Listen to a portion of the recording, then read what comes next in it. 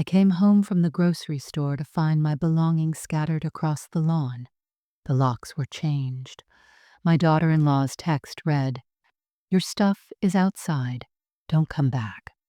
I didn't call my son. I called my lawyer. Before we start, let us know in the comments where you're watching from. Don't forget to like, share, and subscribe for more powerful stories. My name is Margaret Rose Thompson, and I am 68 years old. I never imagined my life would come to this moment. Standing on a wet lawn, staring at trash bags filled with everything I owned, wondering how the family I loved so deeply could throw me away like garbage.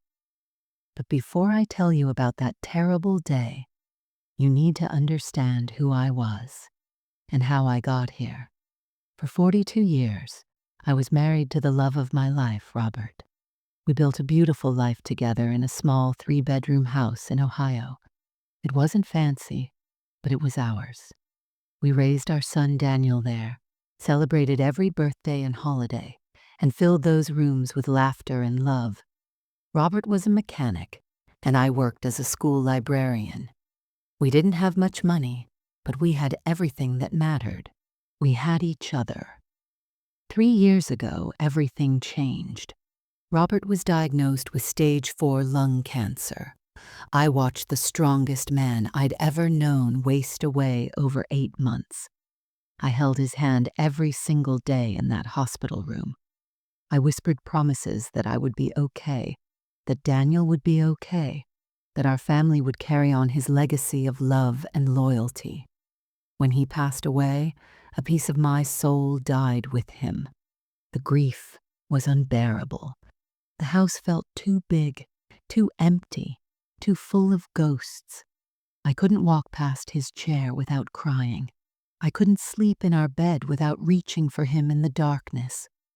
My son Daniel saw how much I was struggling. He called me every day, worried about me living alone. Then one evening, he and his wife Jessica came over with a proposal that seemed like a blessing. "Mom, sell the house and move in with us," Daniel said, taking my hands in his. "We want to buy a bigger place, something with room for all of us. You shouldn't be alone. Tommy needs his grandmother close by. We're family. Let us take care of you for once." I cried tears of gratitude that night. After months of loneliness and pain, I was being invited back into the warmth of family. Jessica smiled and hugged me, saying how wonderful it would be to have help with Tommy, how much they valued me. I felt wanted. I felt loved. I felt like maybe, just maybe, life could be good again. So I did it. I sold my house, the house where I'd raised my son and buried my memories with Robert. I gave Daniel and Jessica $75,000 for the down payment on their dream home. A beautiful 4-bedroom house with a big backyard in a good neighborhood. My name went on the deed alongside theirs. Daniel insisted on it, saying it would protect me, give me security. I moved into the guest room and transformed it into my little sanctuary with photos of Robert, my favorite books, and the quilt I'd started making for Tommy. For 2 years, I poured everything into that household. I woke up early to make breakfast. I packed Tommy's lunches with little notes, telling him how special he was. I walked him to the bus stop every morning, rain or shine.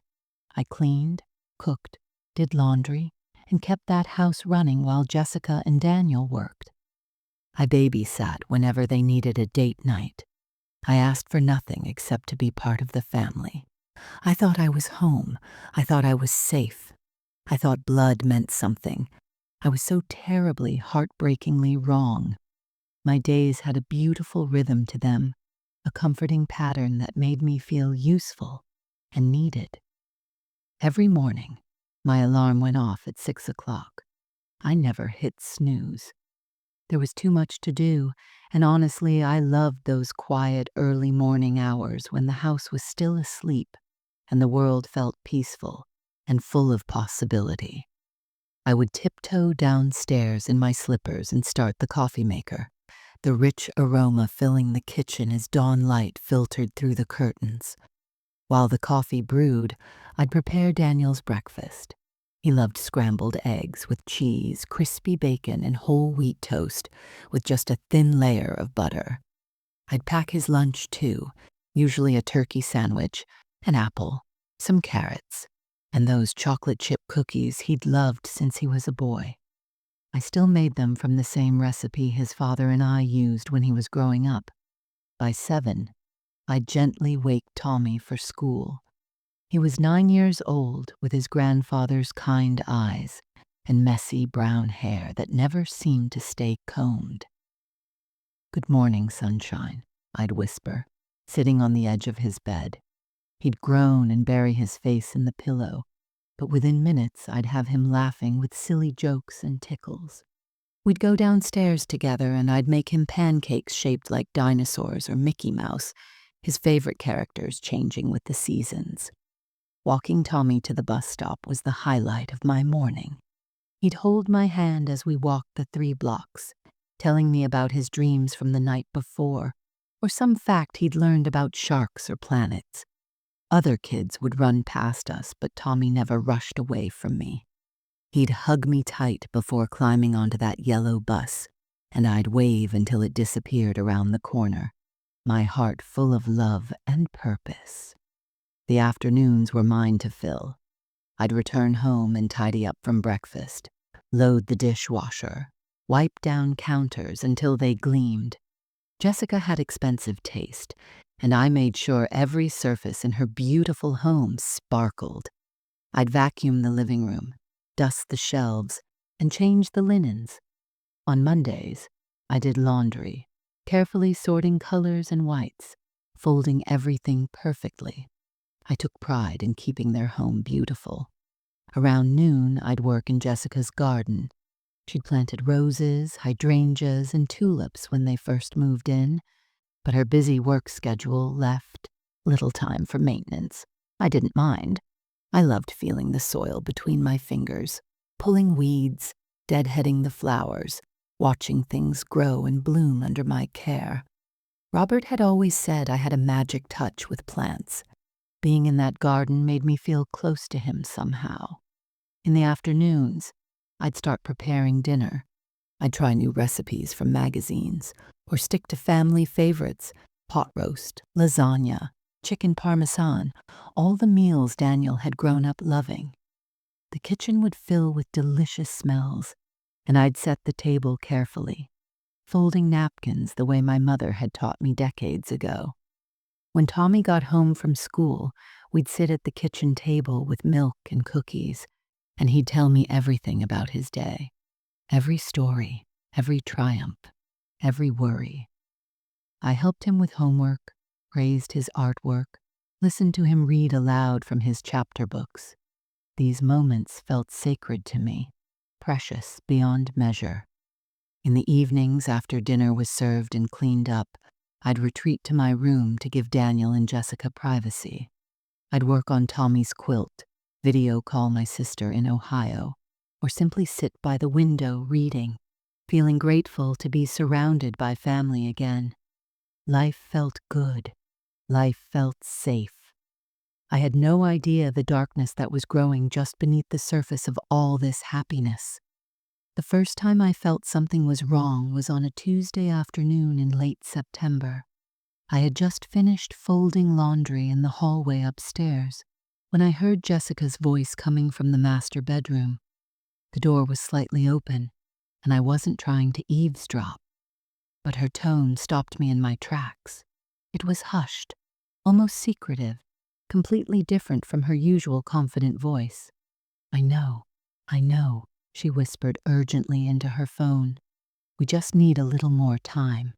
She doesn't suspect anything yet. By Christmas, everything will be handled." I stood there frozen, my arms full of clean towels. Who was she talking about? What needed to be handled by Christmas? My footsteps must have creaked on the old wooden floor because suddenly Jessica's voice stopped. I heard quick movement, and then she appeared in the doorway, her phone pressed against her chest, her face flushed. "Oh, Margaret, I didn't hear you there," she said with a bright smile that didn't quite reach her eyes. "Just chatting with an old college friend. You know how it is, catching up on gossip." "Of course," I replied, trying to match her casual tone even though my heart was beating strangely fast. "I just finished the laundry. I'll put these towels in the bathroom." She nodded and disappeared back into the bedroom, closing the door firmly this time. I heard the lock click. Why would she lock the door just to talk to an old friend? I told myself I was being silly, paranoid even. People deserved privacy. It was nothing. But then, 3 days later, I found the document on the kitchen counter. I had come downstairs early to start breakfast, and there it was, a legal-looking paper with official letterhead from Davidson and Morrison Legal Services. The words, "Property Transfer Agreement," were printed across the top in bold letters. I only had a few seconds to scan it before I heard footsteps rushing down the stairs. "Is that coffee I smell?" Jessica asked, her voice too cheerful, too loud. Her eyes immediately went to the document on the counter. In one swift motion, she snatched it up and clutched it to her chest. "Oh, this boring stuff. Just some paperwork from work, nothing interesting." "I wasn't trying to snoop," I said quickly, feeling guilty even though I'd done nothing wrong. "It was just sitting there. No worries at all." Jessica laughed, but it sounded forced, artificial. "Honestly, it's just tedious financial documents. Puts me to sleep just looking at it." She tucked the papers under her arm and grabbed her coffee mug, changing the subject rapidly. "So, what are you making Tommy for breakfast today?" After she left for work, I couldn't stop thinking about that document. Property transfer? What property? Our house was already settled, wasn't it? I tried to push the thoughts away, but they nagged at me like a splinter under my skin. Then came the closed-door meetings. Every evening for a week, Daniel and Jessica would disappear into their bedroom right after dinner, shutting the door and speaking in low voices. I could hear the rumble of conversation but never make out the words. When I knocked once to ask if they wanted tea, the talking stopped abruptly. "We're fine, Mom," Daniel called through the door, his voice tight. "Just discussing some work stuff. We'll be out soon." But they wouldn't come out for hours, and when they finally did, they'd both look at me with these strange expressions, like they were seeing me differently somehow, like I was a problem that needed solving. Something was wrong. I felt it in my bones, in the way the air seemed heavier, in how their smiles no longer reached their eyes when they looked at me. But I told myself I was imagining things. I had to be. I spent the next 2 weeks trying to convince myself that everything was perfectly fine. Every time a worried thought crept into my mind, I pushed it away forcefully, replacing it with logical explanations that made me feel better, safer, less foolish for being suspicious of my own family. The whispered phone calls. Jessica was probably planning a surprise party for someone. The legal documents. Exactly what she said. Boring work paperwork that I didn't understand because I'd never worked in finance. The closed-door meetings. Daniel had mentioned his company was going through restructuring. They were probably stressed about work and needed privacy to discuss adult problems without worrying me. That made perfect sense. I was being paranoid, I told myself firmly. Grief does strange things to people's minds. My therapist had warned me about this after Robert died, how loss can make you anxious and fearful, seeing threats where none exist. Maybe I was projecting my fear of losing another family member onto innocent situations. Maybe I was being selfish, expecting Daniel and Jessica to include me in every aspect of their lives when they were busy adults with their own concerns. The more I thought about it, the more ashamed I felt. Here they were, having generously opened their home to me, given me a place to live when I was drowning in loneliness and grief, and I was repaying their kindness by being suspicious and paranoid. What kind of mother was I? What kind of person? I decided I needed to do better, be better. If they were stressed about work or money, the least I could do was make their home life easier. I threw myself into being even more helpful than before. I started waking up at 5:30 instead of 6, making sure breakfast was ready the moment Daniel came downstairs. I packed more elaborate lunches with homemade treats and fresh fruit cut into decorative shapes. I deep cleaned the entire house from top to bottom, scrubbing grout with a toothbrush, polishing every piece of silverware until it gleamed, organizing closets that didn't need organizing. I weeded every inch of the garden, planted new flowers, trimmed hedges into perfect shapes. When Jessica mentioned she liked a certain type of expensive cheese, I used my own limited savings to buy it for her, leaving it in the refrigerator with a little note saying, "Saw this and thought of you." I made myself as small and unobtrusive as possible. When they came home from work, I'd greet them warmly, but briefly before retreating to my room to give them space. I stopped asking questions about their day unless they volunteered information. I never mentioned the strange phone call or the legal document again. I smiled constantly, laughed at every joke, agreed with every opinion. At night, lying in bed staring at the ceiling, Tommy's unfinished quilt draped across my lap, I'd feel that nagging worry creep back in. The way Jessica's expression would go blank when I entered a room, like she was hiding something behind her eyes. The way Daniel had stopped hugging me goodnight, offering only quick, awkward pats on the shoulder. The way they'd both go silent when I walked into the kitchen, then resume talking about something trivially different, weather or groceries or television shows. But I'd shake my head and pick up my needle, focusing on another stitch in the quilt. I was overthinking everything. Families go through phases. People get busy and distracted. It didn't mean anything sinister. They loved me. Daniel was my son, my baby boy. Jessica had called me Mom. They wouldn't hurt me. I just needed to be patient, be helpful, be grateful for what I had. Everything would return to normal soon. Everything would be fine. I needed it to be fine. I couldn't survive losing another family, so I chose denial over truth, comfort over caution.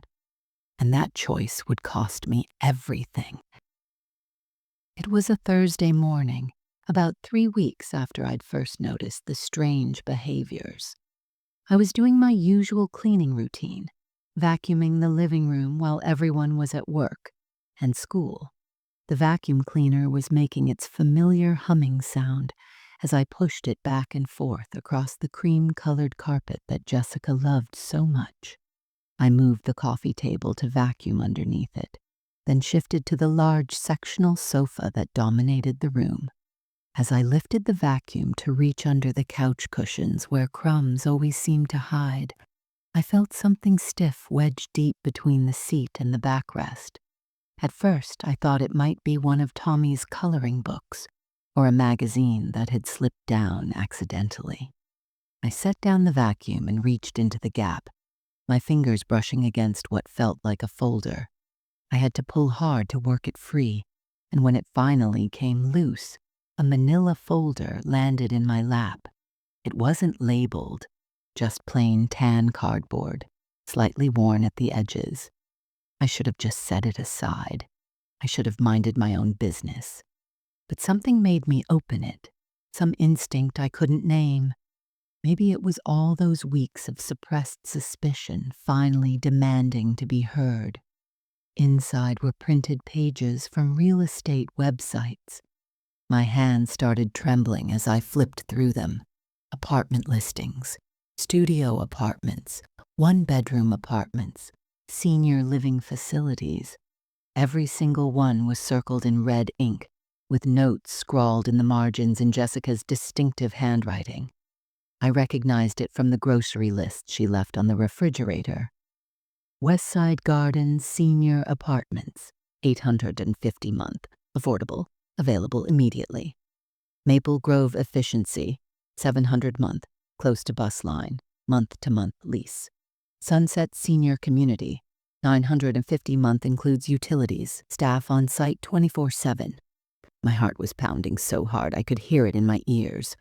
I flipped to the next page and found a handwritten list titled Monthly Costs. It detailed what appeared to be a budget, Margaret's Social Security check amount, estimated rental costs, utilities, and at the bottom, circled 3 times, net savings to us, $1,400 month. I felt like I'd been punched in the stomach. The papers slipped from my shaking hands and scattered across the floor. For several minutes, I just sat there on the couch, staring at those listings spread around me like evidence at a crime scene. They were planning to move me out. They were actively looking for places to send me. And they were calculating how much money they'd save once I was gone. All those weeks of me trying harder, being more helpful, using my own money to buy special things for them. It had all been pointless. While I was deep cleaning their home and pouring love into their family, they were shopping for the cheapest place to dump me. My chest felt tight, like I couldn't get enough air. I gathered up the papers with trembling hands and carefully put them back in the folder exactly as I'd found them. I wedged it back between the couch cushions, making sure it was positioned the same way. My hands were shaking so badly I could barely manage it. The vacuum was still running, its motor whirring pointlessly in the middle of the room. I turned it off, and the sudden silence was deafening. That evening at dinner, I couldn't eat. Every time I looked at Jessica, I saw those notes in her handwriting. Every time Daniel spoke, I wondered if he knew about the apartment listings. Were they discussing this during those closed-door meetings? Were they both in on this plan together? "Are you feeling okay, Mom?" Daniel asked, noticing my untouched plate. "You seem quiet tonight." "Just a little tired," I lied, forcing a smile. "I think I'll turn in early." I went to my room, closed the door, and sat on my bed in the darkness. The evidence was undeniable now. This wasn't paranoia or grief playing tricks on my mind. This was real. They wanted me gone. The betrayal came on a Thursday afternoon, exactly 1 week after I'd found those apartment listings. I had gone to the grocery store to pick up ingredients for Daniel's favorite dinner, pot roast with roasted vegetables. I thought maybe a special meal would ease whatever tension had been building in the house.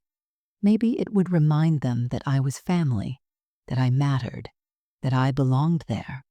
The store was more crowded than usual, and I ran into Margaret Chen, an old friend from my library days.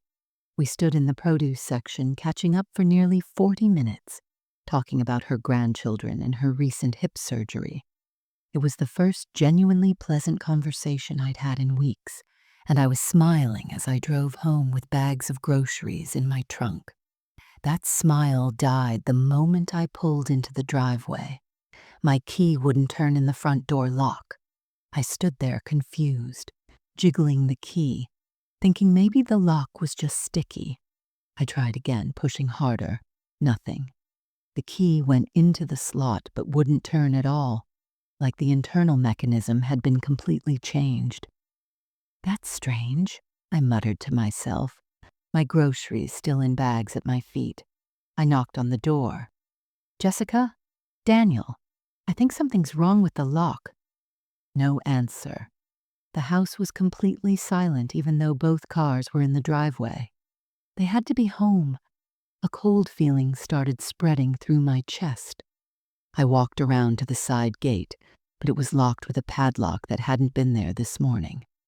I hurried to the back door, my breath coming faster now, and tried my key. A brand new deadbolt gleamed silver in the afternoon sun. My key didn't even fit. That's when my phone buzzed in my pocket. A text message from Jessica. Your stuff is on the lawn. You're not welcome here anymore. Don't contact Daniel. Don't come back. I read it 3 times before the words made sense. Even then, they didn't feel real. This had to be some kind of mistake, some horrible joke. My fingers were numb as I walked back around to the front of the house. And that's when I saw them. Garbage bags. Black plastic garbage bags scattered across the front lawn like someone had dumped trash for pickup. But they weren't filled with trash. They were filled with my life.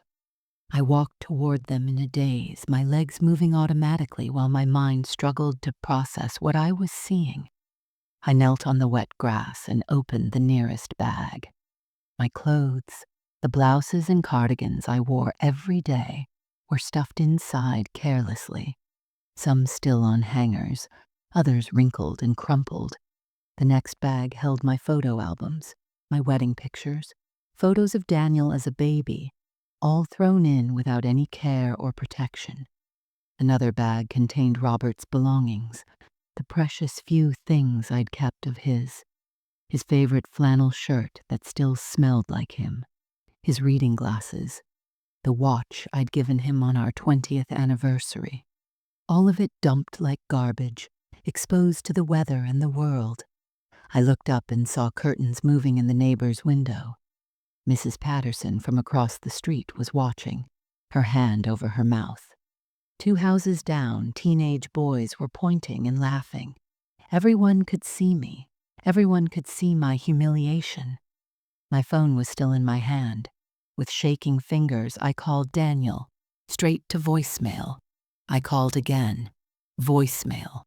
I called 5 more times, each call going unanswered, each silence another knife in my heart. Daniel, please, I whispered to the voicemail after the 7th call, my voice breaking. Please pick up. Please talk to me. I'm your mother. Please. But he never called back.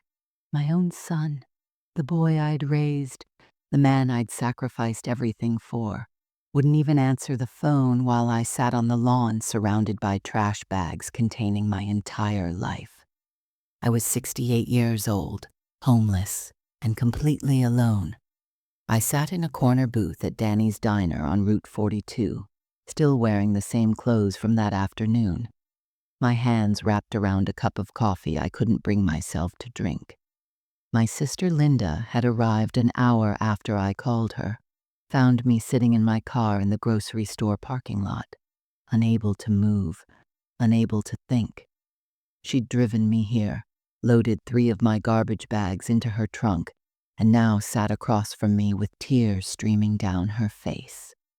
I'm going to kill them, Linda kept saying, her voice shaking with rage. I swear to God, Margaret, I'm going to kill them both. But I barely heard her. My mind was spinning, trying to piece together fragments of memory, little things that hadn't made sense at the time but were suddenly forming a horrifying picture. Linda, I said slowly, my voice hoarse from crying. When I sold my house and gave them the down payment money, do you remember what Daniel said? He said he wanted you to feel secure, Linda replied, wiping her eyes.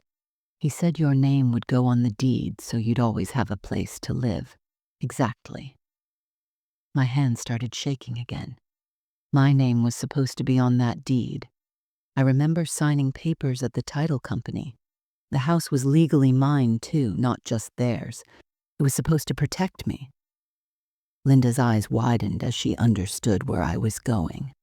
Those papers Jessica was hiding, the property transfer documents you saw. I need to check something. I pulled out my phone with trembling fingers and opened my email, scrolling back through 3 years of messages until I found it. The email from the title company with the original deed attached as a PDF.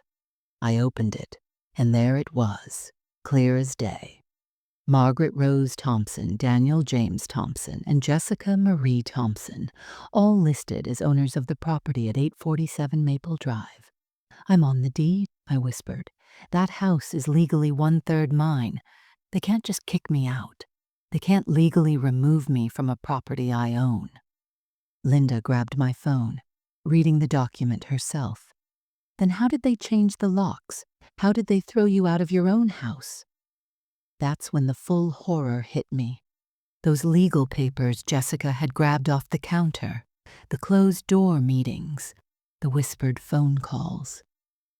They forged something, I said, my voice getting stronger with certainty. They must have filed paperwork to remove my name from the deed, but I never signed anything. I would never sign away my rights to that house. We need to call the county recorder's office, Linda said, already pulling out her own phone, right now. It took 3 transfers and 20 minutes on hold before we reached someone who could help. I gave them the property address and asked if there had been any recent changes to the ownership documents. The clerk put me on hold again, and those 5 minutes felt like hours. Yes, ma'am, the clerk finally said. I show a quitclaim deed filed on September 12th of this year removing Margaret Rose Thompson from the title. The document shows your signature releasing all ownership rights to the remaining parties. October 12th. I had been at Tommy's school that day watching his class play. I remembered because I'd taken photos and texted them to Daniel. I was nowhere near a title company. I never signed any document. That's impossible, I said, my voice cracking. I never signed anything. Can you email me a copy of that deed? Of course. Give me your email address. When the PDF arrived 2 minutes later and I opened it, I saw my signature at the bottom of the quitclaim deed, except it wasn't my signature. It was close. Someone had practiced it carefully, but I could see the differences. The way the M looped, the slant of the T, these weren't quite right. They forged my signature, I said, showing Linda the screen. They literally forged legal documents to steal my house. And suddenly, everything made terrible sense. They hadn't just decided to kick me out on a whim. This had been planned for months. They'd researched how to remove me from the deed, practiced forging my signature, filed fraudulent paperwork with the county, and waited for the right moment to change the locks and throw me out. My son and his wife hadn't just betrayed me. They had systematically, deliberately, criminally stolen my home, my security, and my future. They had taken the $75,000 I'd given them from selling the house Robert and I built together, used it for their benefit, and then erased me from the property entirely. This wasn't just cruelty. This was calculated fraud, and they'd done it to their own mother. Linda checked me into the Starlight Motel on the edge of town, a rundown place with peeling paint and a flickering neon sign that buzzed in the darkness.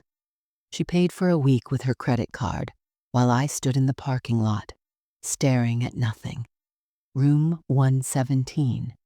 The key was an actual metal key, not a card, and it stuck in the lock just like the front door of my real home had. Except that wasn't my home anymore, was it?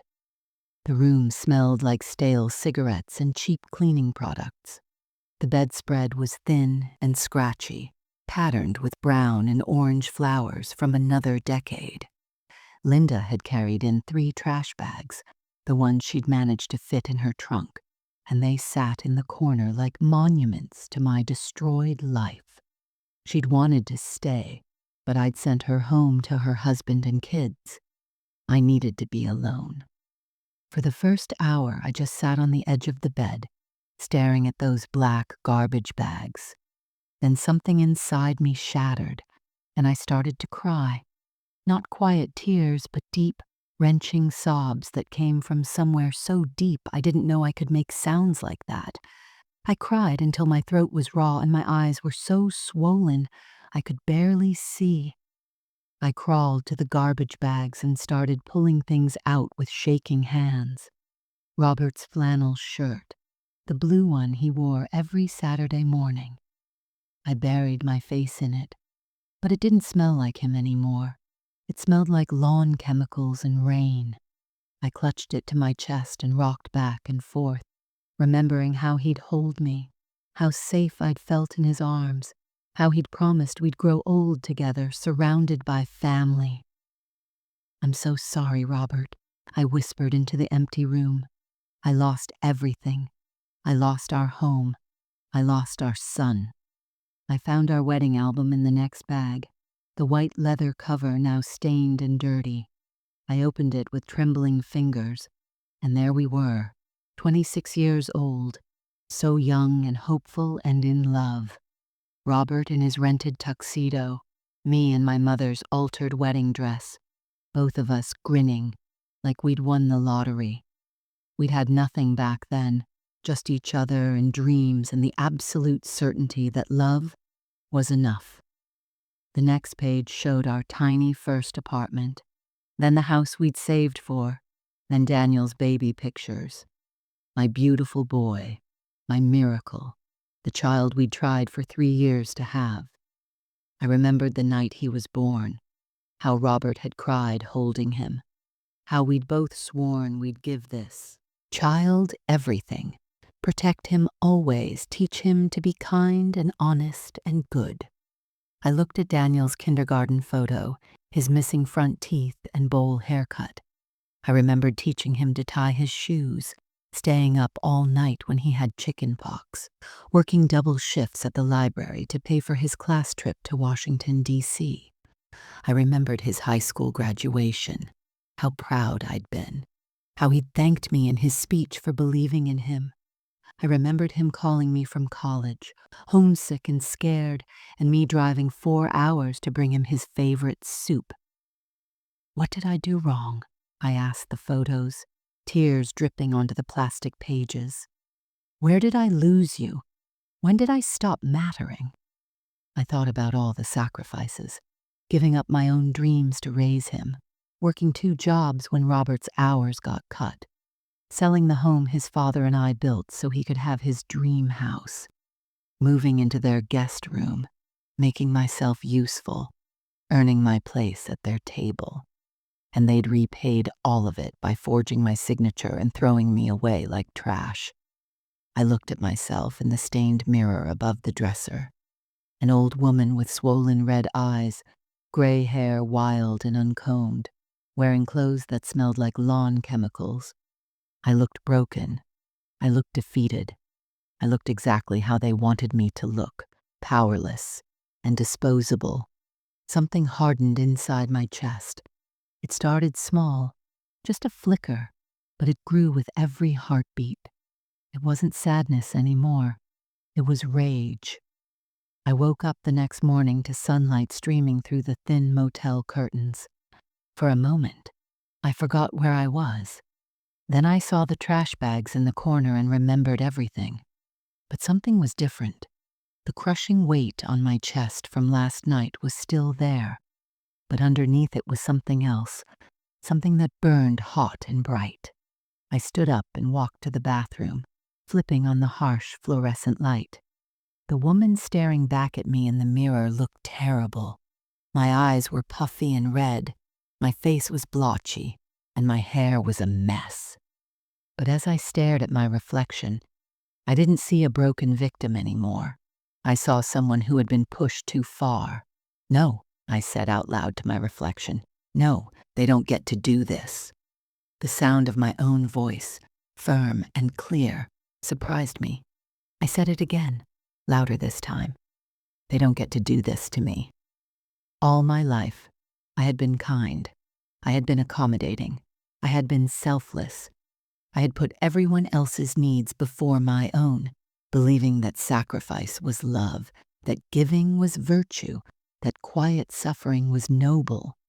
I had taught myself to be small, to not make waves, to accept whatever scraps of affection came my way, and be grateful for them. And where had it gotten me?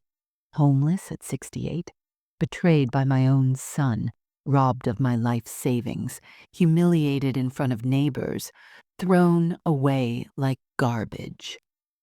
I thought about Jessica's smug face, the way she'd snatched those legal papers from the counter. I thought about Daniel ignoring my calls while I sat on the lawn begging him to answer. I thought about them sitting in that house right now, my house, the house I'd paid for, probably congratulating themselves on getting rid of the burden, calculating how much money they'd save without me there. They thought I was helpless. They thought I was just a weak old woman with no options, no power, no voice. They thought I would quietly disappear, maybe move into one of those cheap apartments Jessica had circled, maybe die alone in a few years, and they'd never have to think about what they'd done. They were wrong. I grabbed my phone from the nightstand, my hands steady now, and opened my contacts. Linda had given me the number for her friend Patricia, a lawyer who specialized in elder law. I'd been too devastated to call yesterday. Not anymore.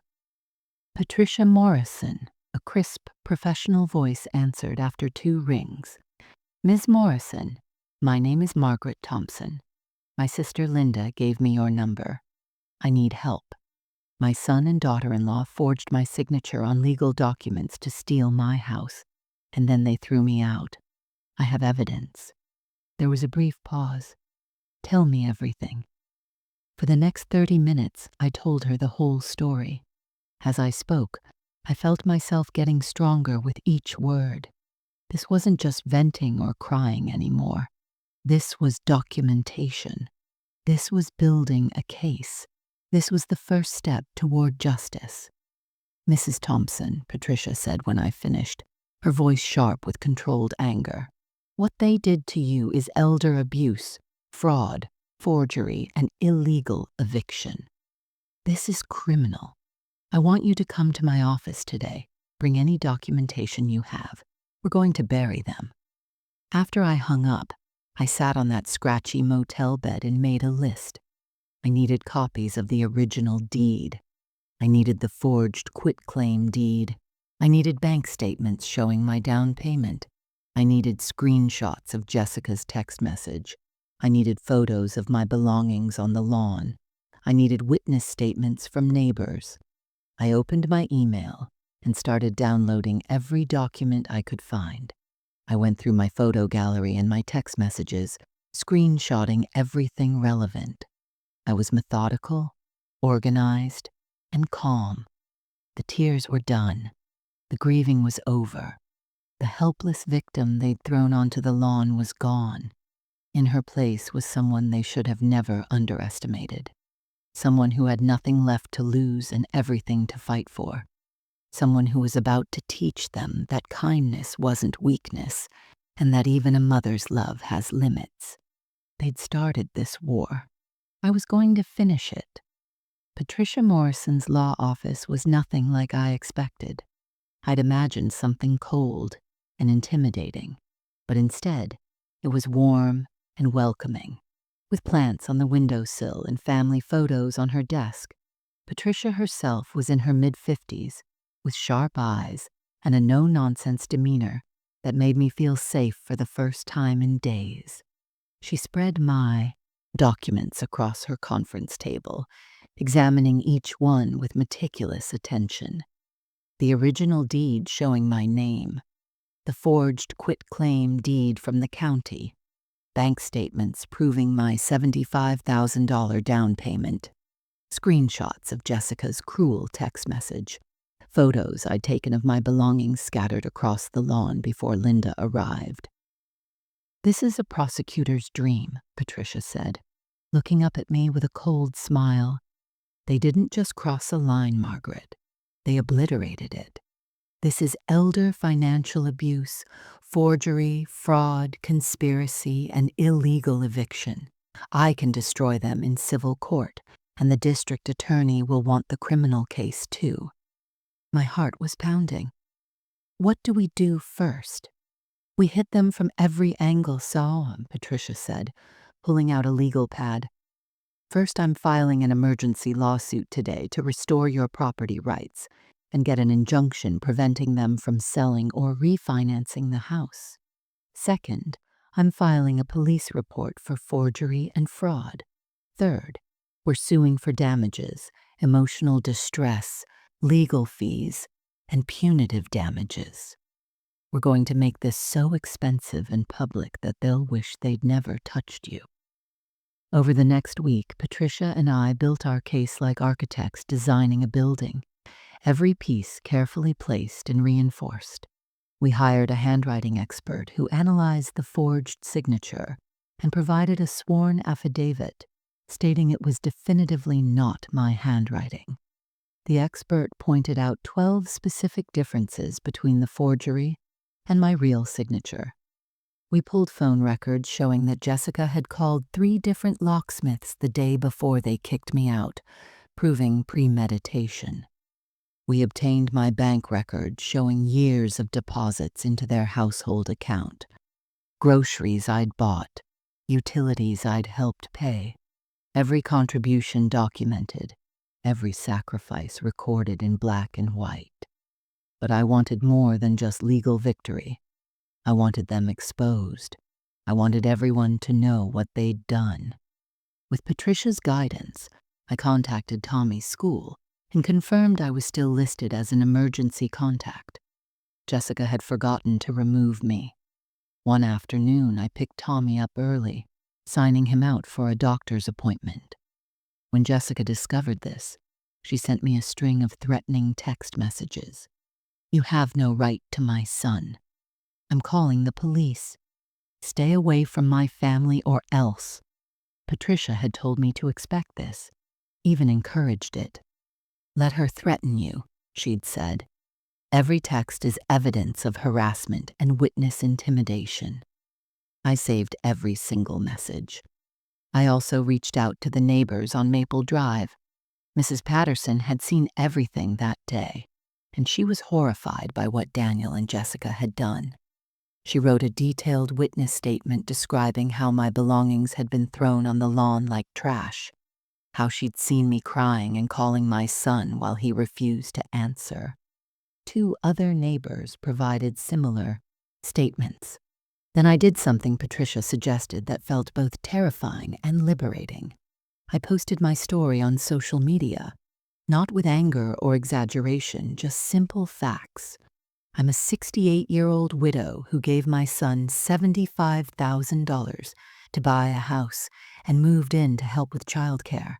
While I was grocery shopping, they changed the locks and threw my belongings on the lawn. I never signed away my legal ownership of the house. My signature was forged. I included one photo, my late husband's belongings in a trash bag on the wet grass. The post went viral within hours. Thousands of people shared it, commenting with outrage and support. Local news stations reached out requesting interviews.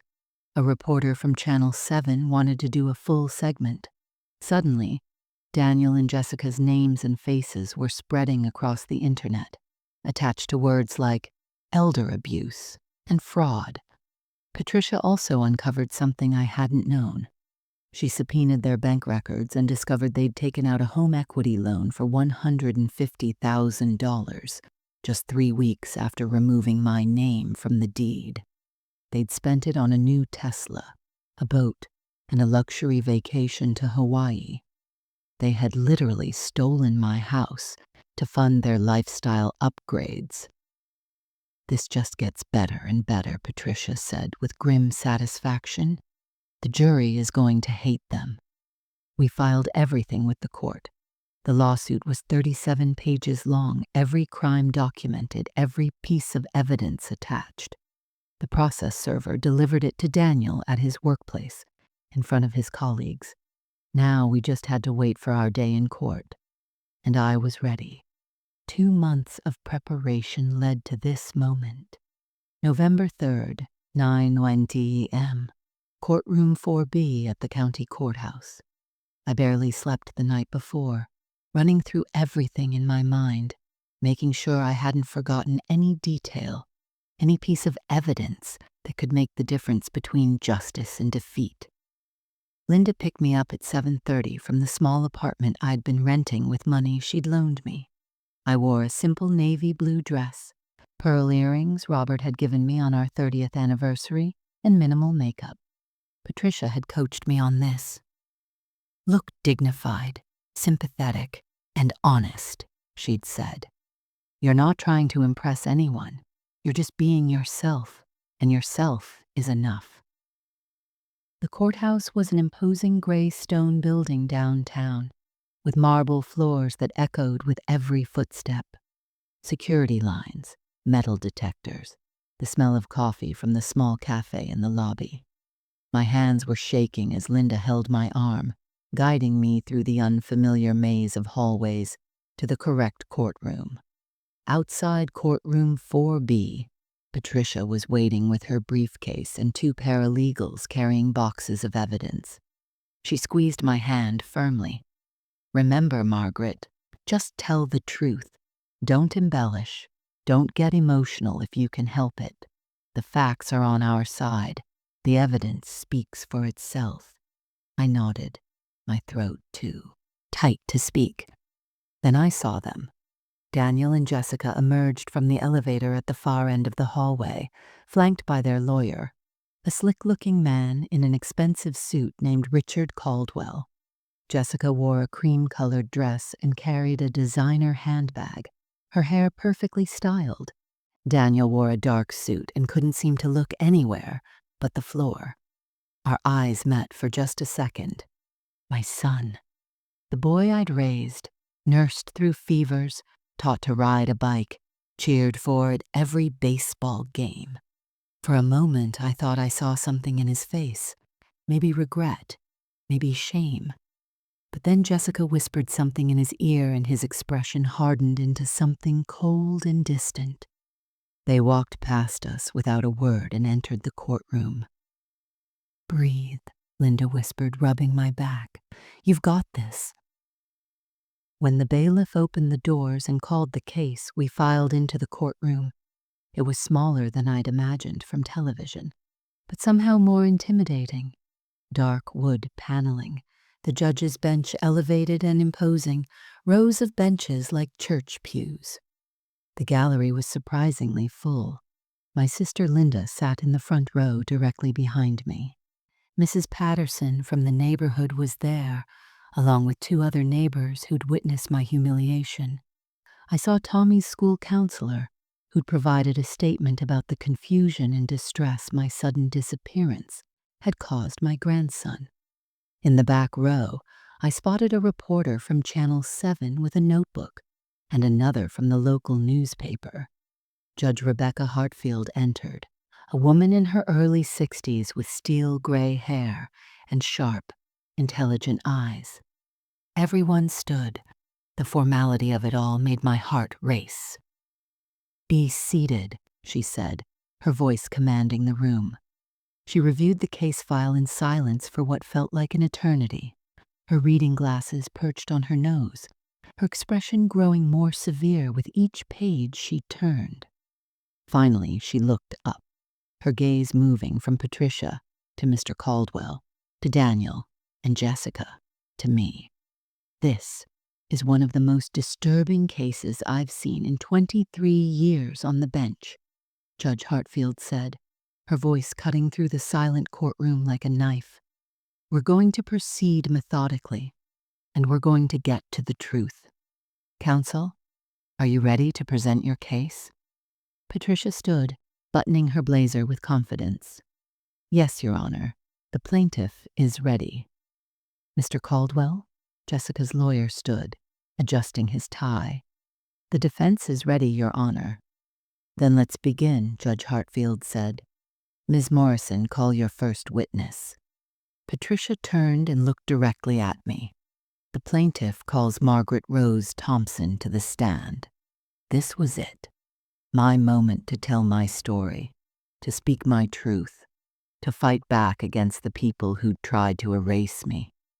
I stood on shaking legs, placed my hand on the Bible, and swore to tell the truth, the whole truth, and nothing but the truth. And I did. My testimony lasted 45 minutes. I told them everything in a calm, steady voice. The sacrifices I'd made, the $75,000 from selling my home, moving into their guest room, the whispered phone calls and closed-door meetings, finding the apartment listings, coming home to changed locks and my belongings on the lawn, the forged signature I'd never written. Patricia presented each piece of evidence methodically, building an unshakable foundation of truth. When it was Mr. Caldwell's turn to cross-examine me, he tried to paint me as a difficult houseguest, someone who'd overstayed their welcome. "Isn't it true, Mrs. Thompson, that you and your daughter-in-law had frequent disagreements?" "No," I said simply. "I tried very hard to stay out of their way and be helpful. But you must have been a burden, requiring care and attention." I cooked, cleaned, did laundry, and took care of my grandson every day. I asked for nothing in return. He had no response to that. Judge Hartfield's expression said everything. Then Jessica took the stand, and that's when everything fell apart for them. Under Patricia's questioning, Jessica claimed I had verbally agreed to move out, that the living situation just wasn't working, and we'd come to a mutual understanding. But when Patricia showed her the text message, "Your stuff is outside. Don't come back. Don't contact Daniel," Jessica's face went pale. "Does that sound like a mutual understanding, Ms. Thompson?" Patricia asked coldly. I was upset that day. Margaret had taken Tommy from school without permission. "You mean she picked up her grandson using her legal status as an emergency contact, which you never revoked?" Jessica stammered, contradicting herself. Then Patricia pulled out the home equity loan documents, and the entire courtroom went silent. She displayed them on a screen for everyone to see. "Ms. Thompson, can you explain why, just 3 weeks after removing Margaret from the property deed, you and your husband took out a home equity loan for $150,000? Jessica's face turned red. "That's our business. That's our house." "Is it?" Patricia's voice was sharp. "Because according to this original deed, Margaret owned 1/3 of that property. You couldn't legally take that loan without her signature, could you? Unless you'd already committed fraud by removing her from the title." "We needed the money for home improvements," Jessica said weakly. Patricia clicked to the next slide.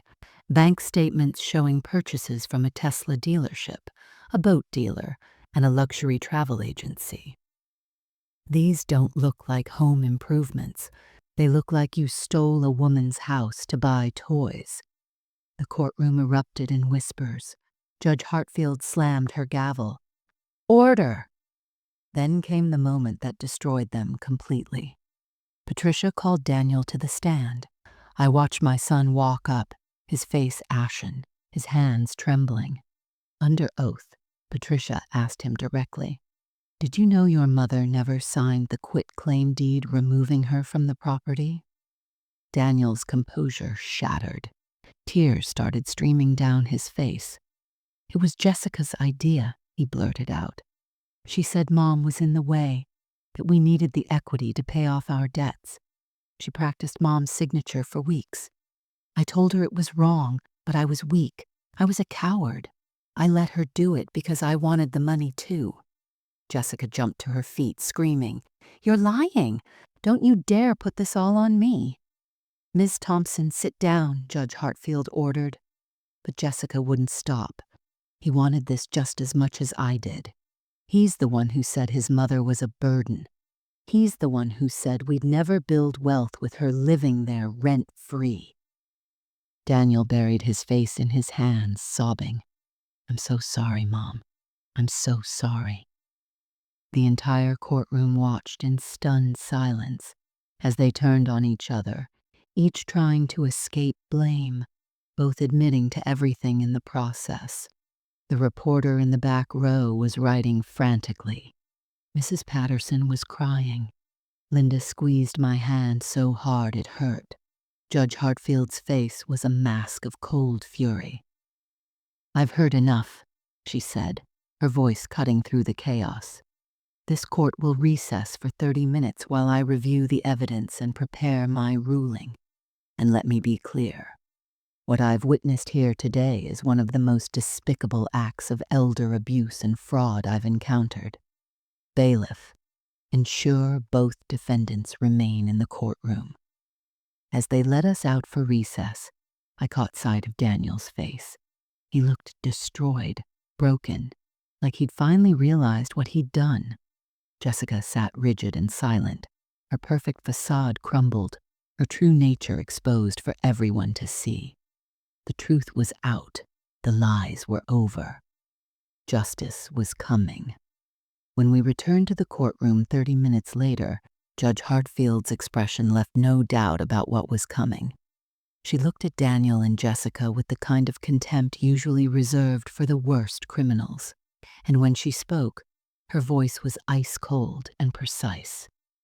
I have reviewed all evidence presented in this case, and I find the actions of the defendants to be reprehensible, calculated, and criminal. This court finds in favor of the plaintiff on all counts. My heart was pounding so hard I could barely hear her next words. Margaret Rose Thompson's name is hereby immediately restored to the property deed at 847 Maple Drive. The quitclaim deed filed on September 12th is declared fraudulent and void. Furthermore, I am ordering that the property be sold within 90 days, with Mrs. Thompson receiving her full 1/3 equity share, plus an additional $100,000 in compensatory damages for emotional distress, illegal eviction, and elder abuse. Jessica made a choking sound. Daniel's lawyer tried to object, but Judge Hartfield silenced him with a raised hand. I'm not finished. The defendants are ordered to pay all of Mrs. Thompson's legal fees, which I estimate will exceed $50,000. They are also ordered to pay punitive damages of $75,000, the exact amount Mrs. Thompson originally invested in their home, which they have now squandered on luxury items while leaving her homeless. The judge turned her attention specifically to Jessica. Ms. Thompson, I am referring this case to the district attorney's office for criminal prosecution. The forgery evidence is overwhelming, and I will be recommending charges of fraud, elder financial abuse, and conspiracy. You should expect to hear from them shortly. Jessica's face drained of all color. Her expensive lawyer was already whispering urgently in her ear, probably calculating how much a criminal defense was going to cost. As for you, Mr. Thompson, Judge Hartfield said, looking at my son with something closer to pity than anger. Your cooperation and confession will be noted in my report to the DA. However, your actions toward your own mother are unconscionable. You will also be placed on probation for 3 years and ordered to complete community service at a senior care facility, where perhaps you'll learn to treat elderly people with the dignity and respect you denied your own mother. Daniel nodded, tears still streaming down his face. He looked at me then, really looked at me, and mouthed the words, I'm sorry, but I turned away. Some betrayals cut too deep for simple apologies to heal. The defendants have 30 days to vacate the property at 847 Maple Drive, Judge Hartfield concluded. Mrs. Thompson, you have my deepest sympathy for what you've endured, and my respect for having the courage to fight back. This court is adjourned. The gavel came down with a sharp crack that felt like the closing of a door on the worst chapter of my life. In the hallway afterward, Linda threw her arms around me, both of us crying with relief. Mrs. Patterson and the other neighbors congratulated me, telling me how proud they were. The reporter from Channel 7 asked for an interview, which Patricia scheduled for later that week.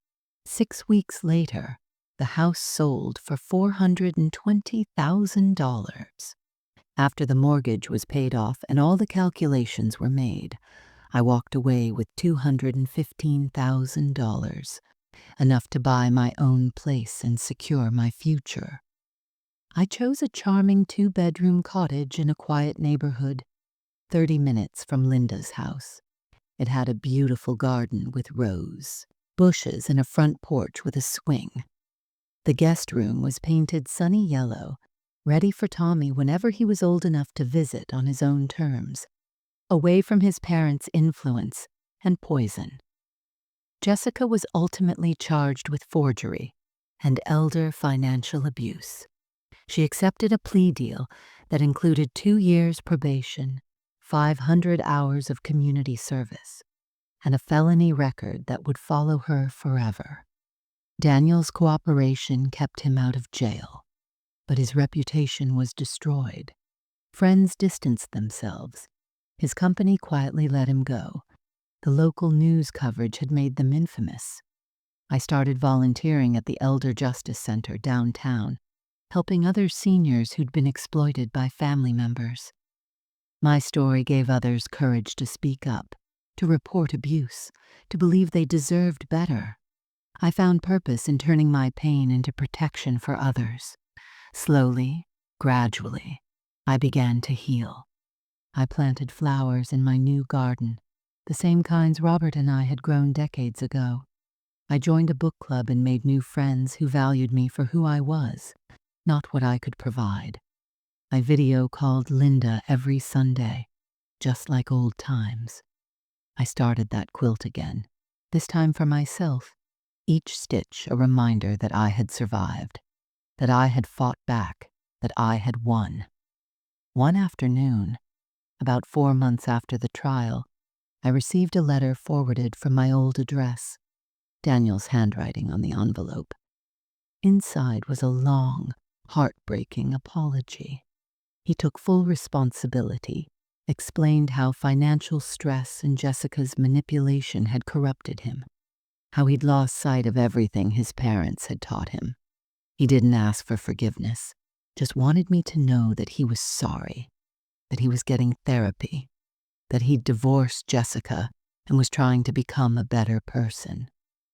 I read it twice, then put it in a drawer. Maybe someday I'd be ready to respond.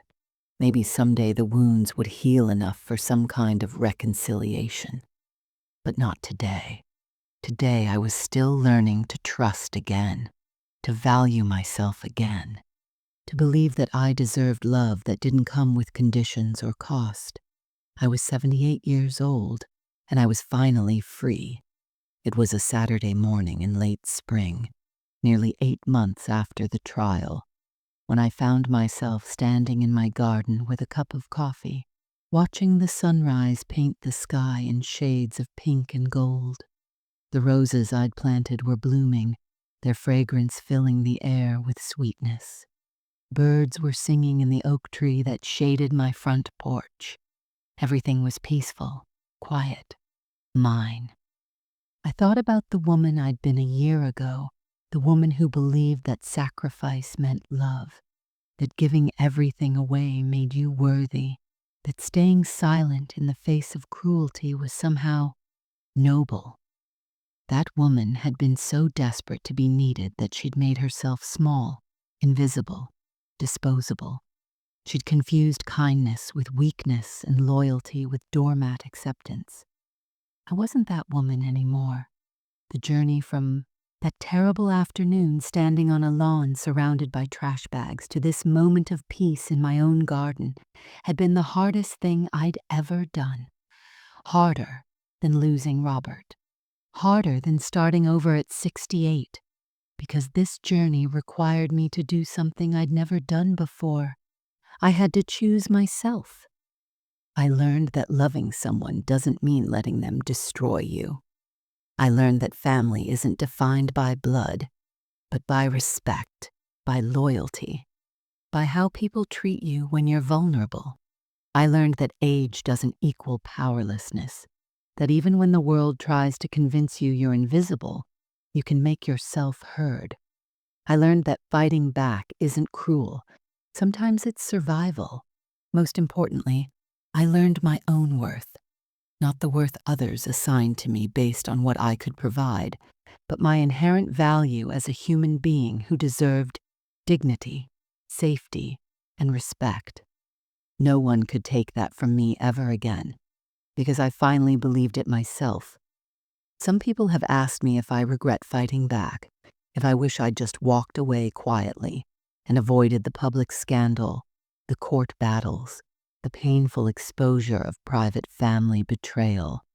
The answer is no, not for a single second, because staying silent would have meant agreeing with them that I didn't matter, that what they did was acceptable, that elderly people can be discarded and cheated without consequence.